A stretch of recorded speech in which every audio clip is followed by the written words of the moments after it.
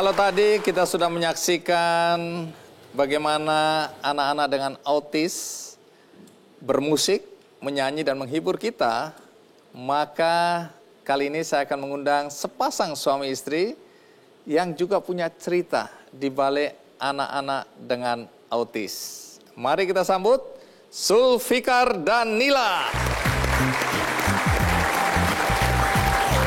Iya, Bu Nila. Halo. Mas Zulfikar, terima kasih sudah mau hadir acara Kikendi. Silakan duduk.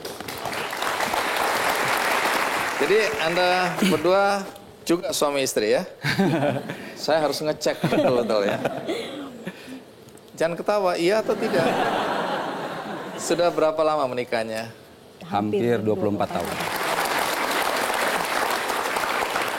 Kalau pertanyaannya sama, siapa yang lebih mencintai siapa? Siapa yang lebih jatuh cinta lebih dulu? Saya duluan.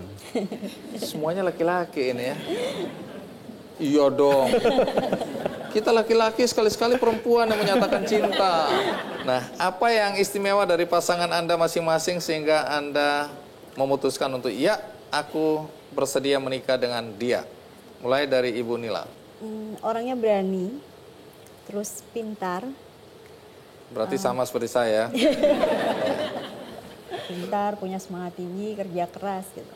Oke. Nah, Pak Zul, ngelihat Bu Nila, apa yang membuat Anda kagum dan ingin menikah dengan Bu Nila? Jadi waktu itu kami masih di Australia waktu itu. Ngapain di sana? Kuliah. Oh, kuliah. Jadi dia ini sebenarnya adik teman saya. Oh, ini pagar makan tanah. Ya. Jadi pas pertama kali saya melihat dia, betul-betul ini saya katakan, pertama kali melihat dia, lihat wajahnya, terbersit di hati saya bahwa ini kan jadi istri saya bilang. Iya.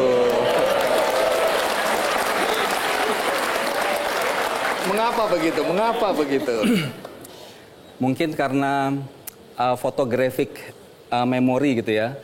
Kan saya cenderung mengasosiasikan sikap dengan wajah.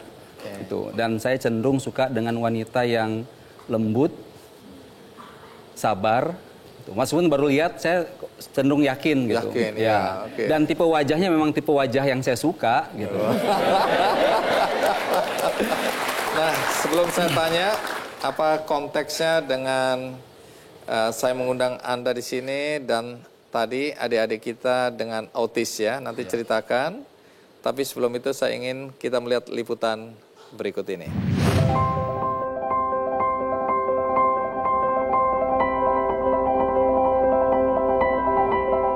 Autisme atau Autism Spectrum Disorder adalah gangguan perkembangan pada anak yang menyebabkan kemampuan komunikasi dan sosialisasi anak terganggu. Penyandang autisme harus mendapatkan penanganan dan terapi khusus. Ialah Zulfikar Alimudin dan Nila Susanti, pasangan suami istri yang menggagas layanan terapi gratis bagi anak penyandang autisme. Melalui Yayasan Cinta Harapan Indonesia, penyandang autisme mendapatkan terapi dengan metode Applied Behavior Analysis. Metode ini memudahkan anak untuk memahami dan mengikuti instruksi verbal, merespons perkataan orang lain, hingga mendeskripsikan sesuatu.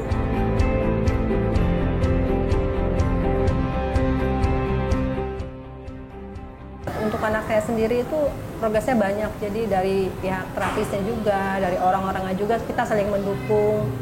Dan untuk belajarnya itu memang sesuai dengan kebutuhan anak saya gitu.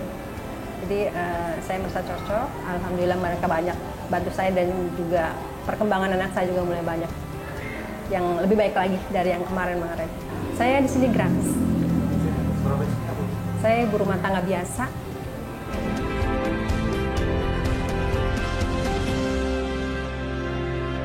Memiliki seorang anak dengan gangguan autisme membuat Zulfikar dan Nila paham betul tantangan seperti apa yang dihadapi.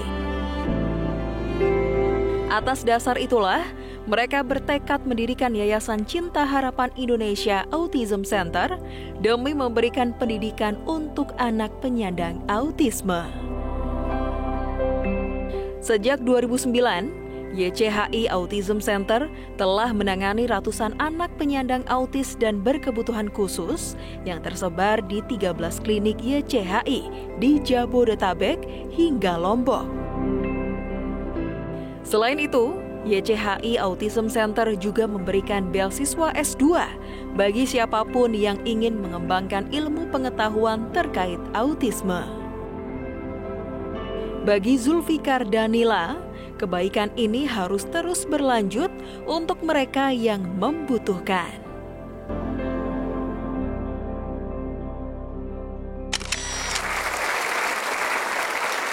Nah, sekarang bisa nggak cerita bagaimana awal mulanya Anda berdua punya perhatian terhadap anak-anak dengan autis? Pada tahun 2002, itu anak kami yang kedua, Rehan Iftikar, didiagnosa menyandang autisme.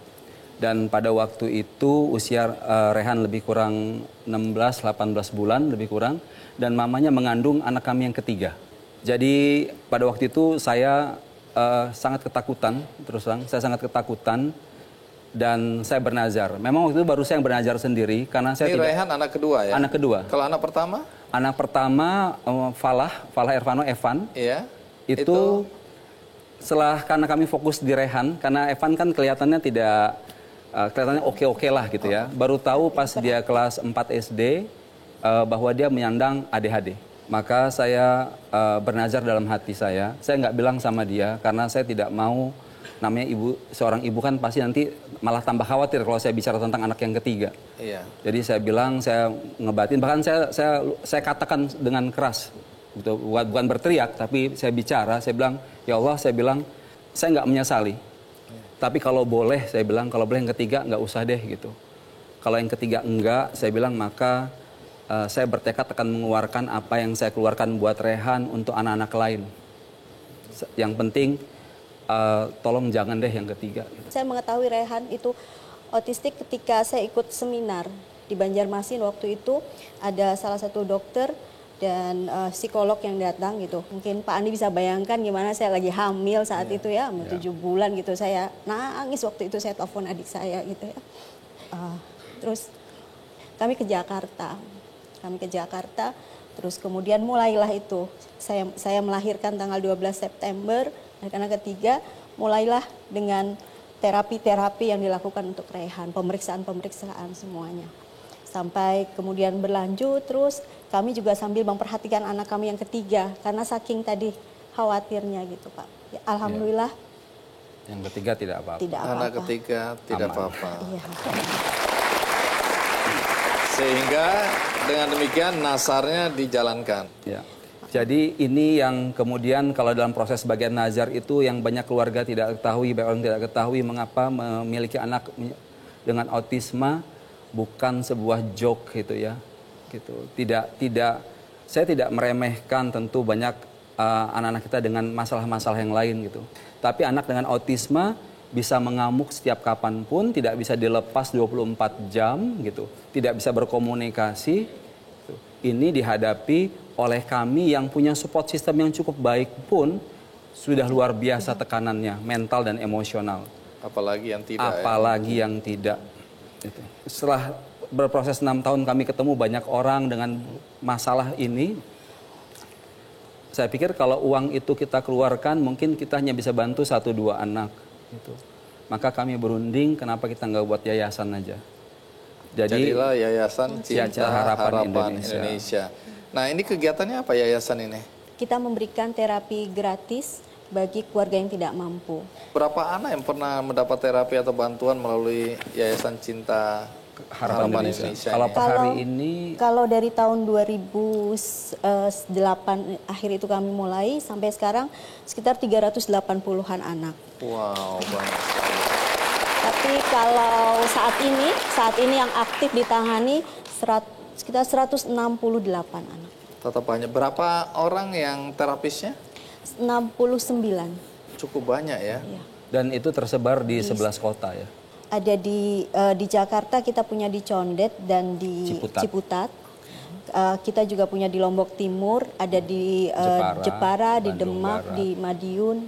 Bandung Barat. Bandung Barat. Oke. Nanti ceritakan terapi yang Anda lakukan itu, cara menerapinya seperti apa, kemudian siapa saja yang datang ke situ, dan kemudian apakah anak-anak dengan autis ini bisa mandiri ya, atau seberapa jauh bisa kemudian membantu apa yang Anda lakukan bersama yayasan dan para terapis ya. Tapi kita rehat sejenak, ikuti terus Kick Andy. Kalau tidak dilakukan di masa usia anak-anak, akan sangat berat. 7 tahun lucu, 14 tahun sudah nggak lucu lagi, 20 tahun jadi masalah besar.